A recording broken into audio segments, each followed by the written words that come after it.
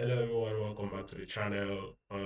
Today I'm talking of Heathrow and immigration. Okay, Heathrow and immigration is like brothers and sisters. They are combined together. Trust me, just search Heathrow and immigration questions. You will see a bunch of things coming up on YouTube. Okay, most of them people will talk about how they almost got deported, all that kind of stuff. But trust me, it's not what it is. Okay, and I'll also be talking about my experience and also what to say or how to carry out the interview when you are being asked by the entry clearance officer or whoever is at the immigration part there at Heathrow. Okay, so I'll give you guys the whole gist of the story. So it's actually a story, and at the end, I'll tell you why I think it was really nice for me. It's a great experience. Okay, so let's dive into the video. So what was I coming to do in the UK? As some of you know, I came to join the Royal Navy and all of that. And yeah, so after getting my visa, all that stuff, I was happy, excited. Visitor visa, second time got granted. First time was crazy. I didn't get the visa and all of that. So second time I got the visa, happy, over the moon, got my stuff packed, and I was ready to go. I was also suffering with sponsorship as well. So if you are suffering with sponsorship and getting a sponsor, it's a normal thing. Just need to find your way around it. Okay. Luckily enough, I had a friend who had a friend who had a friend. So yeah, I was able to get someone to put my head, to lay my head while in the UK. It wasn't the best experience when it comes to sponsors. People have had terrible experiences, but mine was really nice. It's a really nice lad. So yeah. Um, Away from that, straight. What did I pack? Flight. What did I pack? Actually, what did I really pack? Well, I did pack minimum clothes, like little clothes, because I know that I would need them. Because at the end of the day, I'm joining, I'll be issued kit, that is uniform, all those stuff. So I didn't need clothes. I didn't bring clothes. So don't bring clothes. You are just wasting your time. You won't wear them. The clothes that I brought in, but I'm not still wearing them. So yeah. Um, Then I also brought a lot of food stuff. A lot of food stuff, guys. If you're from Africa, you know what I'm talking about. Okay, when you're coming to the UK, you bring African food. Yeah. I had a full big Ghana must go back. I had to even buy the new bag before and leaving the airport because the bag I had was small. So there was a lot of food in it, a lot of food stuff. We had a goosey, dry fish, crayfish, bitter leaf, all sorts of dried vegetables, water leaf, all those things were all in that bag, guys. I was ready and said that I'm not going to suffer or even if I'm struggling, my stomach will not struggle. So yeah, guys, if you're coming, bring food because your sponsor will love it because those things here are expensive. So if you can bring it, it's fine. Yeah, and I made sure that the flight I paid was able to accommodate me to carry those things because most of them I think is about two checking bags, that is two like your travel bag with your clothes and all those things, two, and it's about 20, is it 24 or 25 kgs per bag or something like that. I think it's 23, but I stand corrected. Okay, I stand corrected. So I got my bag. One was full with food stuff, and even the other bag that had my clothes were still full with some food stuff, and I had my carry-on bag. So I utilized every opportunity that I had. I paid a flight that allowed me to carry two bags, a carry-on bag as well. So I had literally three bags.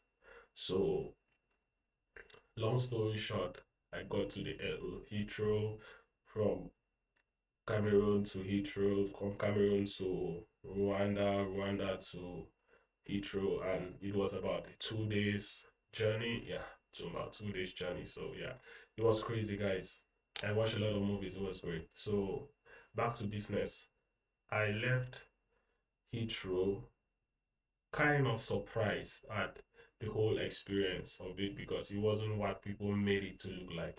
It's not bad. Okay, so first thing first, when you get to Heathrow from Africa, or when you get to the UK from Africa, it doesn't matter when whether you come during winter or summer or whatever, the weather will hit you.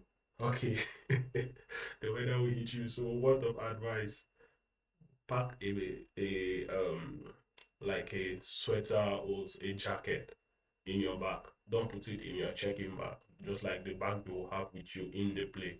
Just pack a jacket. Okay. I had mine, so I was safe. So yeah, I had my jacket, I had my head warmer and all that good stuff. So yeah, it was something. So immediately I came out of the plane, and even with the air in the terminal, the cold just hit me boom. It's like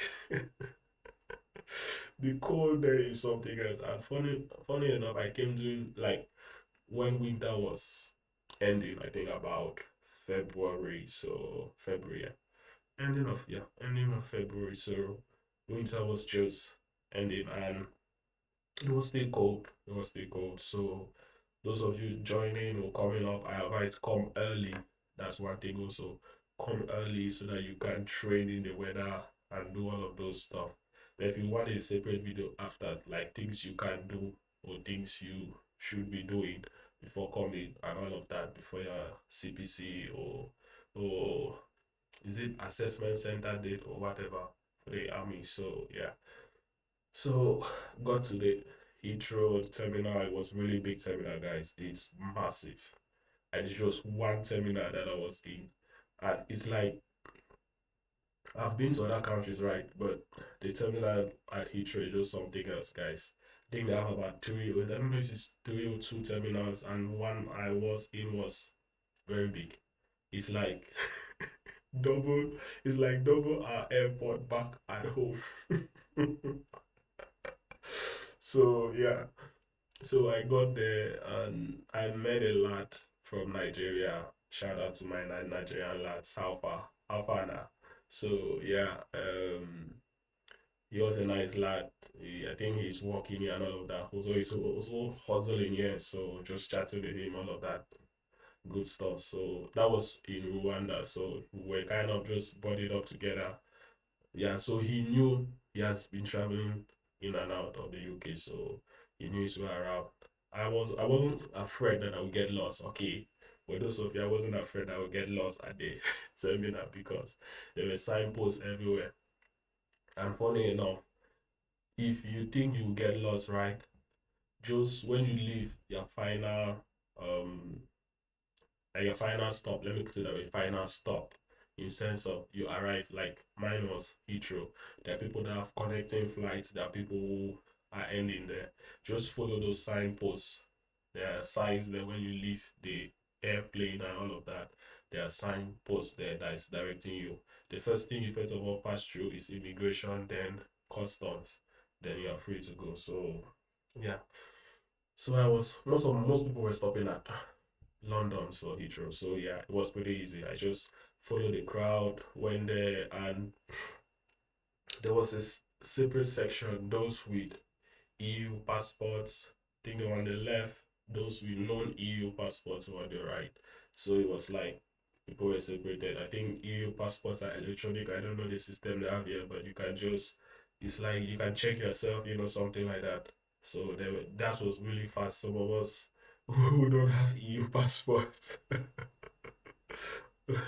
was really really crazy. So I had to stand in the queue and wait. And trust me, the queue is long. The flights at Heathrow don't stop. They are there continuously.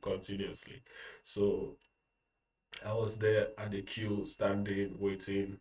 And funny enough, while standing there, I was like, I want to see what these guys will really do because I'm hearing a lot of stories. I've watched a lot of videos online on Heathrow and the immigration, what that questions and all of those things. So I went there while in the queue. I saw some people already chatting about what they will say. What are we going to respond if they ask us this question? This is what we're going to say, all of those shit. And I was like, is it really something that you really have to like rehearse over it? Yeah, don't get me wrong, it's good, you know what you're saying, because once you start saying rubbish, you put yourself in a whole lot of trouble. You just make yourself stand out. that you don't really know what you're doing. You don't even know what you are coming here to do. I mean, you just raise a flag for yourself in front of the immigration officer. So when I went there, there was a normal queue, and I think there were about 12 or 15 stands where there are immigration officers there. So they try to make it as fast as possible because I mean they work on time. So why there was another section as well. It's like those that they are doubting their visa issues, they place them on one side. So there was like a big crowd. I was like, what are those people? What are those people standing there doing? Let me tell you something. The fact that you have a visa, right, does not mean that yeah, they're going to let you enter. They can still deny that visa at the immigration um there in the airport. They can still cancel that visa and send you back home. So getting a visa is not a full guarantee that you are already in the country. Yeah, you are the immigration, but according to them, you are not in the country.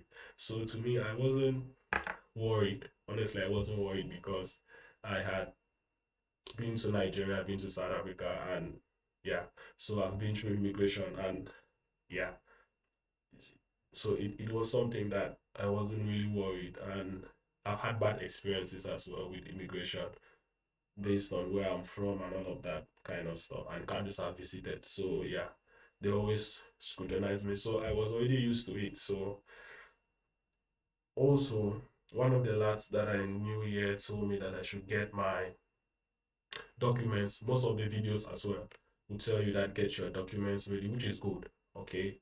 But I didn't do it. I didn't do it. I wanted to see what they are going to do with me. I took that chance and I don't want you to take it. So don't do it.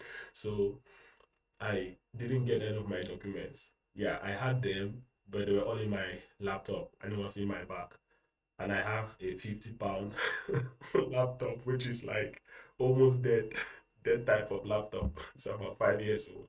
It's the laptop I'm using now. So yeah, to record this video for you guys. So yeah, so I had all the documents inside, the documents from the Navy, all those stuff, my sponsor chats and all those things. So when I got there at the immigration, the guy was like, hello, how are you? I'm fine. And you? That's how I responded. And he was like, yeah, sure. So he asked, what are you coming to the UK to do? I told him that I'm here for my assessment to join the Royal Navy. And he was like, really? Why do you have a visit visa then? So he was asking, why do you have a visit visa? I told him that, yeah, it's one of the requirements that you must have a visit visa to travel here, to come for the assessment and all of that stuff. And he was like, where is the assessment? I told him where it is. He asked me, when is the assessment? I told him the dates and all those things. Asked, how is transportation going to look like? I told him that the my recruiter will pay for the free uh, train tickets and all of that stuff. So it was like he took my passport. By that time, he only had a passport in his hand. So he took my passport, went to his senior, or is it his boss or whatever? I think his senior in the immigration thing. So he went there and he was like, he called his senior, the his boss came and asked the same questions, and they were like, do you have any document from the Navy or any invitation? I was all, and yeah, and I told them that yeah, I have all the documents, but funny enough, they're in my laptop, and they said they want to see it. So as I was trying to remove the laptop to on it and show them. And also, by new, I didn't have any internet. I just came, so I was still kind of struggling. I had them in my mobile phone quite alright, but yeah, in that moment, things were getting a little bit tense. But yeah, I mean, it's just normal. So they were like, let me see. So as I was trying to do it, they were like, what was your runtime in, what is your runtime? They were like, okay, they asked that, what are you going to do at the assessment? So I told him that, yeah, we do the swim, we do the run, we do the visit to a base or something like that, all that stuff that you do at CPC. So they were like, nice. So what is your runtime then? I told him my run time, and he was like, "Yeah, it's good." Then his superior jumped in and said, "Oh, yeah, yeah, I remember. Commonwealth can join and with visit visa and all that stuff, so it's fine, yeah." So he's superior, and I just that was when. So when he was asking me those questions, he later on went back and they were discussing with his. He was discussing with his superior. After his superior had asked me those questions, so his superior then was chatting with him, but I could overhear what they were saying. I was like, "Ah, he's fine. I'm not worried about him. I'm not worried about him." So he's fine. I know, yeah. That's where you from. I told him all those kind of stuff. It's like, nice. So yeah, and after that, his superior told him that he should let me go. He should stamp it and let me go. And he stamped. He came back and asked me the same question, and he was quite curious to know my run time. He asked me that, "What is your run time?" I told him that I had what's your run time for the like the 2.4K. He asked me. I told him that mine was my fastest time is about 9:30, and he was like, "Wow, really? That's really fast." And he told me that, yeah, I was also in the Navy, and my run time was about 10. Is it? It was it 10:30 or something like that. I was like, it means I'm faster than you. Then he was just having a joke over it, and he stamped it, and he gave me the passport. That enjoy it, and yeah, hope to see you one day, and all of that nice stuff. So yeah, it was a nice experience. It wasn't tense or anything like that. I wasn't worried because I knew I had all the documents. They needed the document, so I just needed to show it to them. So I wasn't worried about it at all. So it was really, really nice and straightforward. It took me about 5 minutes. Everything there was about 5 minutes. Then yeah, about 5 minutes, yeah. Everything from the discussion and all those stuff. 5 minutes. And yeah, so what do you have to say? Okay, it's a little bit tricky for guys who are coming with a visit visa to join the armed forces as a Commonwealth, because you need to you are coming as a visitor. I need to also reassure them that you will leave if you don't pass. So first thing first, get all your documents, right? All your documents, Navy documents, Army documents, RAF or whatever.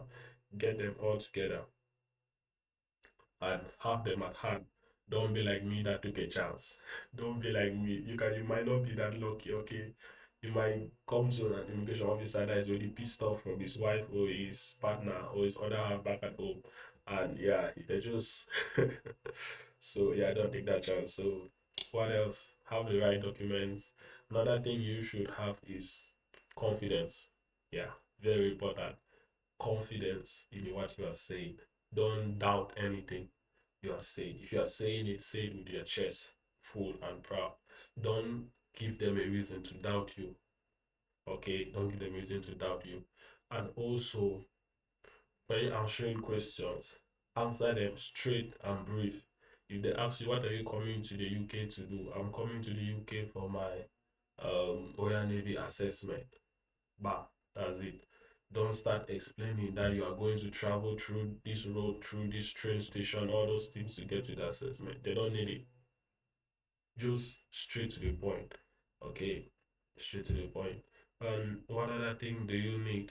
You need to, like I said, of confidence, this is related to confidence. Have that body posture, or that, how will I put it?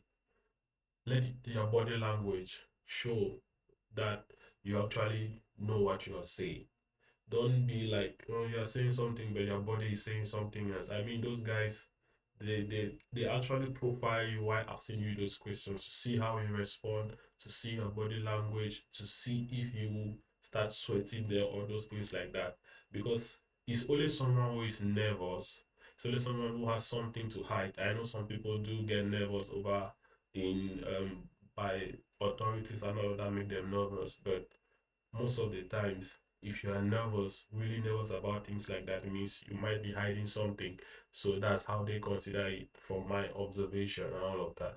mind you, I'm not an immigration person or anything like that. I'm just giving my experience here. So, guys, just have that at the back of your head.